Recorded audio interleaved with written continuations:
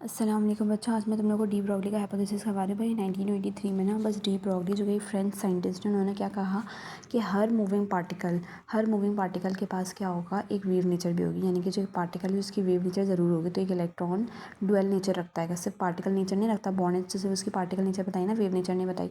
लेकिन क्या नाम है, एक इलेक्ट्रॉन क्योंकि वो भी एक पार्टिकल है तो वो भी वेव नेचर है। सिमिलरली जो इलेक्ट्रोमैग्नेटिक वेव्स होती हैं, ठीक है ना, वो भी सिर्फ और सिर्फ वेव नेचर नहीं रखेंगे बल्कि पार्टिकल नेचर भी रखेंगे। उसने भी इक्वेशन भी दी, लेकिन सबसे पहले उसने दो इक्वेशन को कंबाइन की। हमारे पास एक क्या नाम है, मैक्स प्लांक की इक्वेशन जिसको हम बोलते हैं प्लांक्स इक्वेशन, एक ये आइंस्टाइन इक्वेशन। तो प्लांक्स इक्वेशन क्या है, E is equals to h nu, ठीक है ना, जहाँ पे ई क्या है एनर्जी, एच क्या है प्लांक्स कांस्टेंट और न्यू क्या है फ्रीक्वेंसी ऑफ लाइट। और फिर Albert Einstein E is equals to m c square, यहाँ पे स्क्वायर नहीं लगा हुआ। ये टेस्ट बुक है, ठीक है, मतलब ये क्या नाम है, इसमें गलतियाँ हो सकती हैं। E is equals to m c square, तो यहाँ पे स्क्वायर लगा लेना सी के ऊपर, यहाँ पे सी क्या है स्पीड ऑफ लाइट। उसके बाद इसने क्या कहा, क्या किया इसने, भाई देखो दोनों एनर्जी थी ना, दोनों एनर्जी थी, तो इसने क्या किया, दोनों एनर्जी को एक साथ ले लिया। यानी कि लेफ्ट पे भी एक एनर्जी ले ली और राइट पे भी एक एनर्जी ले ली। तो पहली वाली एनर्जी एच न्यू के बराबर थी और दूसरी वाली एम सी स्क्वायर के बराबर थी।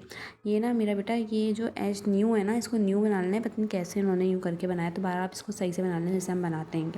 तो यहाँ पे आप क्या करोगे, न्यू को तनहा छोड़ोगे, एच मल्टीप्लाई हो रहा है, वहाँ जाकर क्या कर जाएगा, डिवाइड कर जाएगा। तो आपका ये वाली इक्वेशन आ जाएगी, सही है। उसके बाद बेटा, उसके बाद क्या हुआ है कि ये वाली इक्वेशन आपको नज़र आ रही है ना, ये क्या नाम है, ये डी ब्रॉगली ने दी है। किसने दी है, डी ब्रॉगली ने दी है, ठीक है ना। ये डी ब्रॉगली ने बताया था कि भाई हर मूविंग पार्टिकल की क्या होती है, अपनी वेवलेंथ होती है। तो उसने वेवलेंथ का फॉर्मूला दिया था। उसने क्या कहा था, उसने कहा था कि हर मूविंग पार्टिकल की क्या होती है, वेवलेंथ होती है। उसने वेवलेंथ का क्या दिया था, फॉर्मूला दिया था वेवलेंथ निकालने का, ठीक है। तो वेवलेंथ का जो फॉर्मूला है वो क्या आएगा, लैम्डा, जाहिर सी बात है लैम्डा से ही रिप्रेजेंट करते हैं वेवलेंथ को। Lambda is equals to h divided by m v. इसको वी कर लेना, क्या कर लोगे इसको, वी यानी वेलोसिटी। आपको पता है p is equals to m v. V क्या है वेलोसिटी, और एम वी किसके बराबर होता है, मोमेंटम के बराबर होता है, ठीक है। तभी आप ये जो डिवाइड में एम वी लिखा हुआ है ना, अब इसके बदले यहाँ पर देखो एच पी भी लिखा हुआ है। स्मॉल पी का मतलब होता है मोमेंटम और कैपिटल पी होता है तो प्रेशर, ठीक है। तो ये क्या है, ये डी ब्रॉगली की इक्वेशन है, ठीक है, कि हर पार्टिकल की क्या होती है, वेवलेंथ होती है। हर मूविंग पार्टिकल की वेवलेंथ होती है। अगर एक पार्टिकल मूव करे तो उसकी वेवलेंथ होगी, और वेवलेंथ का फॉर्मूला क्या होगा, वेवलेंथ का फॉर्मूला क्या होगा, lambda is equals to h p. अगर पी को खोल दोगे तो क्या आ जाएगा, एम वी आ जाएगा। इसको काट के सही कर लेना, ये वी है, एम वी, ठीक है ना। तो आपका ये हो गया। उसके बाद श्रोडिंगर का एटॉमिक मॉडल आएगा, तो वो कब आया, 1926 में आया, ठीक है ना। ये कौन है, ऑस्ट्रियन फिजिस्ट हैं, ठीक है। इन्होंने ना बोर्ड्स के एटॉमिक मॉडल को क्या किया, इम्प्रूव किया। इन्होंने बोर्ड्स के एटॉमिक मॉडल को क्या किया था, इन्होंने बोर्ड्स के एटॉमिक मॉडल को इम्प्रूव किया था, ठीक है। अच्छा, यानी कि एक स्टेप उसको आगे ले गए थे। स्टूडेंट यूज़ मैथमेटिकल इक्वेशन, इन्होंने ना मैथमेटिकल इक्वेशन यूज़ की थी अपनी क्या नाम है, रिसर्च को एक्सप्लेन करने के लिए। This atomic model is known as quantum mechanical model of the atom. इसको हम क्या बोलते हैं, quantum mechanical model of an atom, ठीक है, सही है ना। इसको हम क्या बोलते हैं, quantum mechanical model of an atom. Schrodinger model is just an improvement of boards atomic model. He took an atom of hydrogen, इन्होंने भी हाइड्रोजन का एटम में, because it has one proton and one electron, ठीक है, जिसके पास एक ही proton होता है और एक ही electron. He prove that mathematically that electron can be find in different position around the nucleus and determined by probability.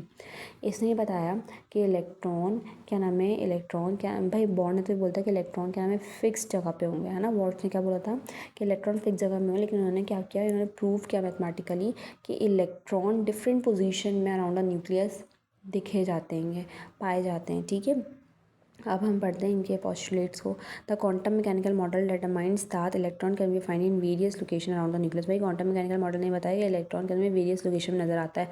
हालांकि बोर्ड ने क्या बोलता है कि फिक्स जगह होगी, इसने बोला नहीं वेरियस लोकेशन में नजर आया इसको। He found electron are in orbit as an electron cloud. इसने ये बताया कि इलेक्ट्रॉन जो ऑर्बिट में थे एज एन इलेक्ट्रॉन क्लाउड की फॉर्म में थे।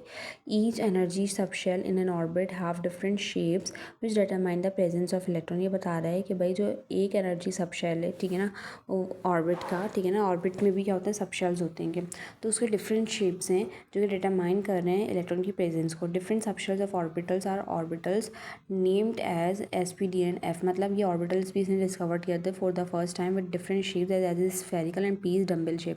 भाई देखो, पहले हम ऑर्बिट को पढ़ते थे कि जो सर्कुलर पाथ होता है अराउंड न्यूक्लियस उसको हम बोलते हैं ऑर्बिट, जिसमें इलेक्ट्रॉन क्या करता है, रिवॉल्व करता है। लेकिन इसने क्या किया है, इसने ऑर्बिटल्स को डिस्कवर्ड कर दिया। इसने क्या कर दिया, ऑर्बिटल्स को डिस्कवर्ड कर दिया। समझो एक स्कूल होता है, स्कूल में होती है क्लासें, बिल्कुल वैसे ही ऑर्बिट क्या है, एक स्कूल, और क्लासें क्या है, ऑर्बिटल्स। तो ऑर्बिटल्स के अंदर क्या नाम है, इलेक्ट्रॉन को फाइंड करने की प्रोबेबिलिटी यानी चांसेस ज़्यादा होते हैं। बात समझ में आ गई। तो 4 ऑर्बिटल्स इसने डिस्कवर किए हैं, S p d and F. कौन कौन से, एस पी डी एफ। तो यहाँ पे देखो जो एस है उसकी शेप कैसी होगी, स्फेरिकल, और पी की कैसी होती है, डम्बल शेप, डी की कैसी होती है, डबल डम्बल, और एफ की कैसी होती है, कॉम्प्लेक्स शेप। ठीक है। The numbers and kind of atomic orbital depend on the energy subshell. जो नंबर और काइंड ऑफ एटॉमिक ऑर्बिटल किस पे डिपेंड करता है, एनर्जी सबशेल पे। According to quantum mechanical model, quantum mechanical model के मुताबिक probability of finding electron within certain volume of space around the nucleus can be represented as a fuzzy cloud.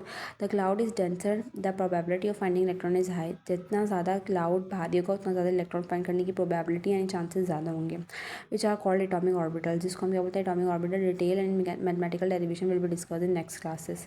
Next classes में बाकी सारी चीज़ें discuss होंगी।